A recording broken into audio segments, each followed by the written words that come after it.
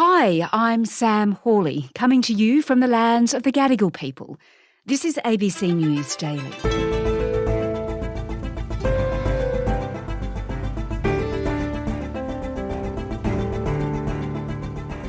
In the UK, the past 10 days have been anything but normal. The Queen's death, the nation was plunged into a period of mourning that ended after the funeral.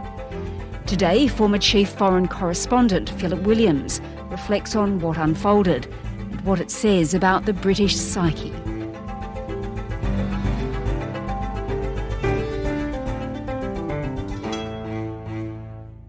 Phil, what a huge moment in history. The funeral of Queen Elizabeth II, watched by millions of people around the world.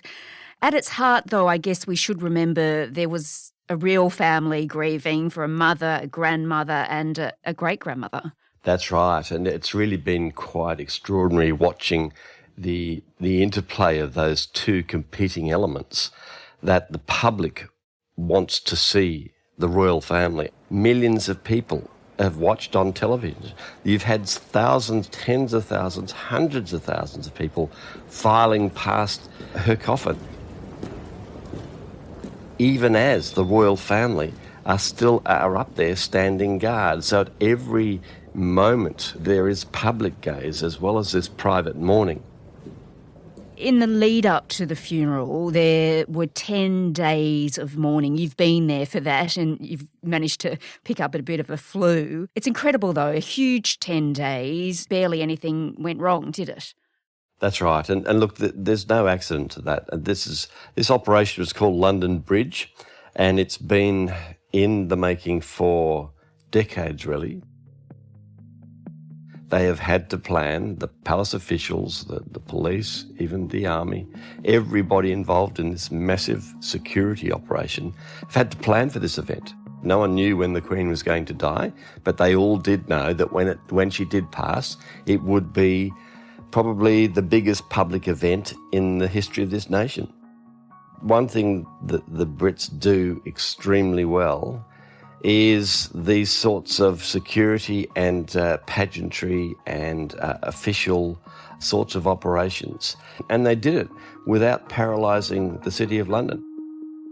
The traffic still moved about. Yes, there were closures, but even as an example, I saw her coffin when it was brought back from Scotland and the last journey in the hearse through central London, and we were waiting with thousands of others along the roadside, and they didn't even stop the traffic. It was mixed in with the traffic, and there were buses coming and going almost at the same time.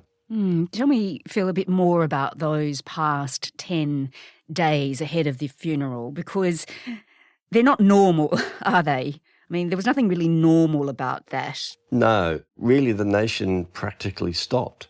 Even on the day of the funeral, they closed down Heathrow Airport because they didn't want the disturbance of noise of the planes going overhead. In some places, they closed bike racks out of respect. Some offices closed, many businesses closed. Loud noises were not encouraged. At every turn, there was a sense that people had to pay respect, that this was a moment in history and that they were not to literally disturb the peace in any way.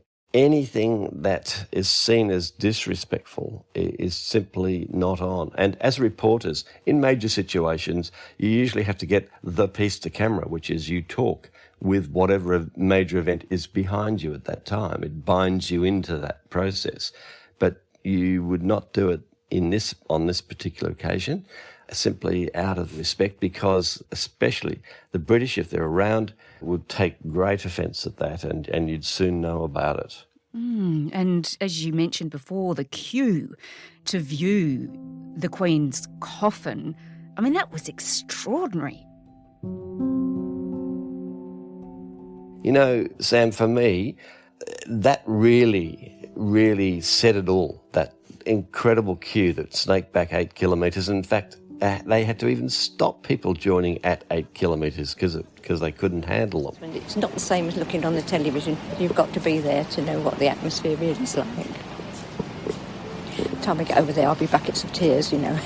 And that to me symbolised the passion, the deeply held views of the British people. I think this is a bit of a disconnect because in Australia, yes, there are many people who are very sad to see the Queen go and have strong feelings. But here, it's much more intense and it's much more bound not just with her passing, but also with national identity. She is part of what makes them proud to be British. She's touched so many people in so many ways, and you realise that when you're there, because you can see other people are getting emotional too. And her passing was such a visceral blow. You can't not come here and not be emotional. And in those lines, it's incredible. You had mothers and fathers with young children. You had old people, barely able to walk but determined to do it. We come last night and it's been hard, it was cold, but the crowd's been nice, so it's been well worth it. And people have actually said that even in her final act of passing away, she brought the nation together. But Phil, not everyone, we've got to make this clear, not everyone in the UK is a monarchist. No. But it did seem that way from what we were watching and what we were witnessing. Even a peaceful protest was unacceptable, Yeah. It just seems like everyone's a monarchist, but that's just not true. No, it's absolutely not true. And you're right. There was what I thought was very, very unacceptable suppression of anyone that had a contrary view. And again, it comes to this thing of the majority, I would guess, of people seeing this as a solemn occasion, not to be disturbed by contrary political belief. And so when you had people with signs saying, "Not my king," they were arrested. Disgusting! Wait, I've done nothing wrong. When you had somebody with a sign, well, actually, no sign at all, just holding up a piece of paper, with the possibility of a sign, they were arrested. Now, after a couple of days of this, the police backed off. We struggle to heat our homes, we have to pay for your parade. Thank you for coming. The taxpayer pays $100 million for you, and what for? I think they realised this was not a good look, and it looked like they were very much overstepping the mark. And look, we were, looking at doing stories on the problems that this country faces. And no organisations wanted to talk to us. They kind of said, well, look, we know what you want to do, but this is not the time to do it. So even those, Republican movements here, they were not wanting to talk right now because they didn't want to be seen as being disrespectful to the Queen. Strange for you, I would have thought, as a journalist, that you can't ask the questions that you would normally ask. Well, yes, but you can't make people talk, even those that don't believe in the whole institution would say, well, we don't want to be seen as disrespectful and we'll just park our differences for the moment. And here, of course, as well, obviously not as intense as it was there, but we had wall-to-wall coverage of everything that was unfolding in the UK. And Phil, you'd know the ABC was criticised for that, for sending too many people to report on it. Well, look, it's a case of damned if you do and damned if you don't. This is a long-standing plan that has been in the making for many years. You were here as a bureau chief. You would have had the plan ready to go and you would have been involved. We've had, it's no secret, we've had about 20 or so people come here. I think if we'd been seen as underdoing it, we'd have received a lot of criticism as well. And I know people were quite furious about the wall-to-wall coverage, particularly when she first passed away. This is ABC News. We're interrupting our programs to inform you Her Majesty Queen Elizabeth II has died. But I would defend it on the basis of this is a major global event and she is our head of state. It was a huge moment in history, of course. Phil, we have our own National Day of Mourning this week, but I just want to raise with you this one point because Stan Grant, one of our colleagues, has pointed out that for Indigenous people, this hasn't been an easy time at all.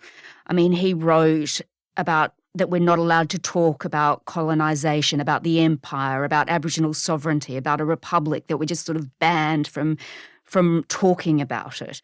All of that is quite valid. It's not something on our reporting plate in a sense right here because we're removed from that to a degree. I'm surprised that there's not more reporting of that in a sense. In Australia especially, there is no reason for suppression of any views, especially views of First Nations people, about the connection to the royal family and Australia and the history of colonisation. But here, even those that want to raise their voices or normally would, won't. Philip Williams has been reporting from London for the ABC since the Queen's death. He was the bureau chief there for more than a decade. King Charles will be formally crowned king at the coronation, which is not due to take place until next year.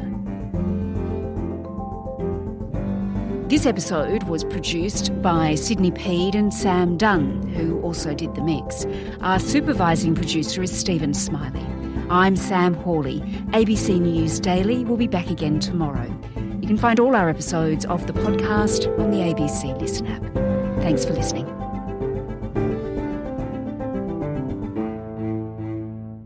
Subscribe to listen to more free podcasts or download the ABC Listen app and stream ad-free.